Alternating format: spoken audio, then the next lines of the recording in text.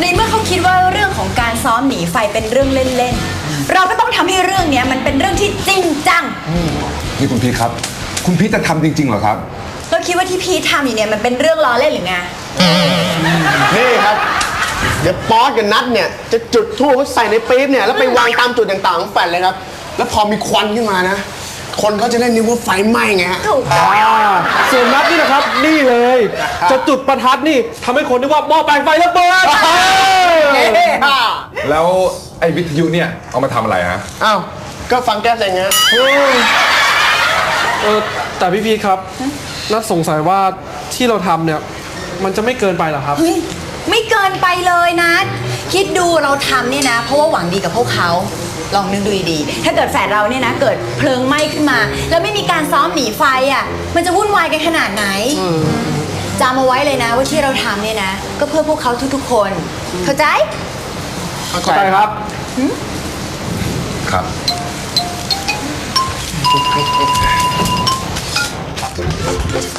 อ้าวนี่ไม่ทำแต่เอ๋พลังเย็นนี้ไปดูหนังกับพวกเราเปล่าโอ้ยไปไม่ได้หรอกเจ๊ง้อไม่ให้ไปงานยังไม่เสร็จเลยโอ้โหเกิดอะไรขึ้นวะเนี่ยเฮ้ยทำไมวันนี้แกขยันจังวะขยันบ้าเลยล่ะฉันอู้งานมา3 วันเพิ่งจะขยันวันนี้แหละงานมันเลยไม่เสร็จเนี่ยเจ๊ง้อครับคือวันนี้พวกเราจะขออนุญาตให้เพื่อนหลังไปดูหนังพวกเราได้ไหมครับครับจะดูหนังเหรอครับก็ได้เฮ้ยทำไมใจดีผิดคาดวะเฮ้ยดูเลยป่ะดูเลยอ่ะนี่หนังเหนียวไปหน่อยฟันไม่เข้าแต่ว่าเล้าใจไม่ใช่หนังนี้นี่อู้งานไป3 วันเพิ่งมาทำงานยังจะออกไปดูหนังอีกเหรอหรือจะให้ว่าไล่ลือออกอ๋องั้นทำงานดีกว่าครับเจ๊เซ็งว่ะเฮ้ยไงดีอะเอาไงอ่ะแบบเนี้ยเราต้องเล่นไม้ตายอะไรวะเฮ้ยฝรั่งอะไรอันนี้ขนมออกใหม่เหรอเอ้ยท่าทางน่ากินเนอะเนี่ยโอ้อร่อยเลยเฮ้ยเพื่อนเบิ้มของซื้อของขายมาแกะกินอย่างนี้ได้ไงอะเฮ้ยไม่กินฟรีนะไม่ตั้งจ่ายหรอกเดี๋ยวไปเรื่อยเอาไปอะไรวะเฮ้ยอันนี้ก็น่าอร่อยมาแจมเลยเฮ้ยเพื่อนเบิ้มเดี๋ยวฟังก่อนไอ้2 อันที่แกะเนี่ยจะมีเงินจ่ายเหรอวะเฮ้ยอย่าดูถูกพวกเราเลยเรามีนะเว้ยโอ้ดูถูกงี้เหรอมานี่ดูขนมเนี่ยดูขนมเห็นไหมเนี่ยอ้าวเอาไปเจ๊ง้อครับไอ้หลังขโมยขนมกินครับเฮ้ยไอ้หลังลืออีกแล้วเหรอเปล่าครับคือไอ้เบิ้มมันเอามายัดปากหลังเองเฮ้ยมันจะยัดได้ยังไงก็ลือท่าทางน่าอร่อยอย่างเงี้ยให้เราหลักฐานชัดเจนยังมาโกหกกันอีกเหรอเฮ้ยเพื่อนเบิ้มก็บอกเจ๊ง้อไปสิว่าหลังไม่ได้ทำมาอ๋อว่าเพื่อนหลังก็บอกเจ๊ง้อไปสิว่าอร่อยไหมหวานมันจ้ะหลังลืออู้งานอ้วกก็ยังพอรับได้นะแต่ว่าขโมยของกินในร้านแบบนี้อ้วนรับไม่ได้จริงๆเพราะฉะนั้นอ้วนไล่ลือออกไล่ออกเจ๊ง้อไล่หลังออกเหรอถ้างั้นเอาเงินเดือนที่หลังทำมาเลยจ้าหายไป3 วันโผล่มา3 นาทีจะมาเอาเงินเดือนเหรอไม่จ่ายเว้ยออกไปเลย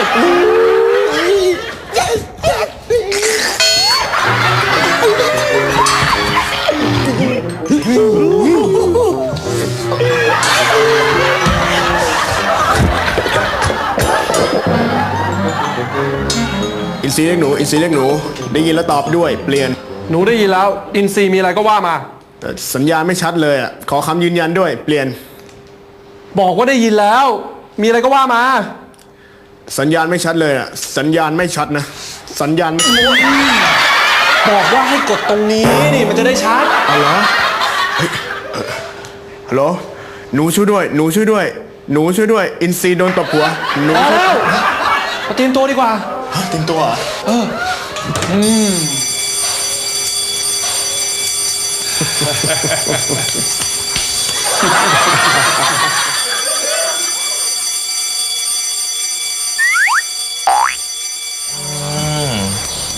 พี่สวยโอ้ยจะสะกิดอะไรล่ะเชอรี่ไม่เห็นเหรอว่าฉันตัดผมลูกค้าอยู่เดี๋ยวก็แหว่งหมดหรอกสัญญาณเตือนภัยไฟไหม้มันดังอีกแล้วอ่ะก็ช่างหัวมันไปไรเราโอ้จะซ้อมหนีไฟกันอีกแล้วล่ะ มันซ้อมอะไรกันได้ทุกวันนะคะ สิ รำคาญเนาะ ดีขึ้นแล้วครับ ไหนคะ นี่ไง พี่สวยคราวนี้มันมีควันด้วยนะ ก็คงจะมีคนมาสูบบุหรี่แหละ โอ้โห โอ้แต่ถ้าสูบบุหรี่อย่างนี้เนี่ยนะคะ คงจะยืนต่อกันเป็นแถวเลยนะคะ เป็นนักกันอะไร อะไรอ่ะไอ้วันคนวิ่งไฟไหม้อ่ะไฟไหม้ น้ำมะลีไฟไหม้ค่ะไฟไหม้น้ำมะลีหนีแล้วน้ำมะลีอยู่ไหนอะคะไฟไหม้หนีกันตั้งแต่ เห็นที่แตกนี่ก็เชื่อด้วย โอ๊ยมันน้ำไปหลบอย่างนั้นทำไมอะหนีแล้วไปค่ะ ไป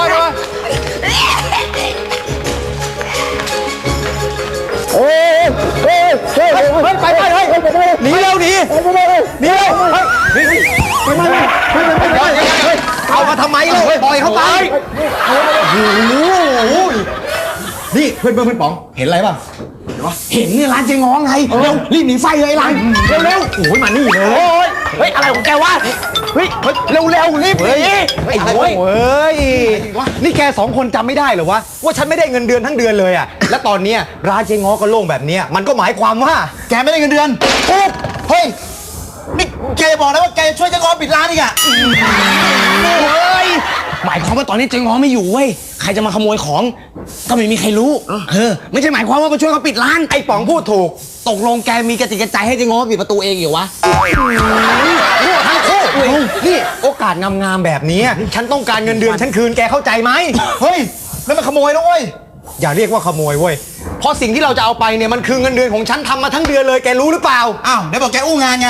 มันก็เหมือนกันนั่นแหละถึงฉันจะอู้งานฉันก็อู้ในเวลางานนะเว้ยและแกคิดดูถ้าเกิดว่าของพวกนี้ปล่อยทิ้งไว้นะมันก็ไหม้ไฟไปเปล่าๆเพราะฉะนั้นแล้วนี่นะไอ้ของที่เป็นพลาสติกเนี่ยเราต้องเอาออกไปถ้าไฟไหม้มันเกิดมาเป็นก๊าซคาร์บอนไดออกไซด์โลกเราก็ยิ่งร้อนเข้าไปใหญ่เรามาช่วยกันเอาของออกไปช่วยโลกด้วยช่วยพวกเราให้อิ่มท้องด้วยลุยมาดีไว้บอกเลยครับอันนี้เฮ้ยเองอ๋อของเงินเดือนหลังคืนท่านนะ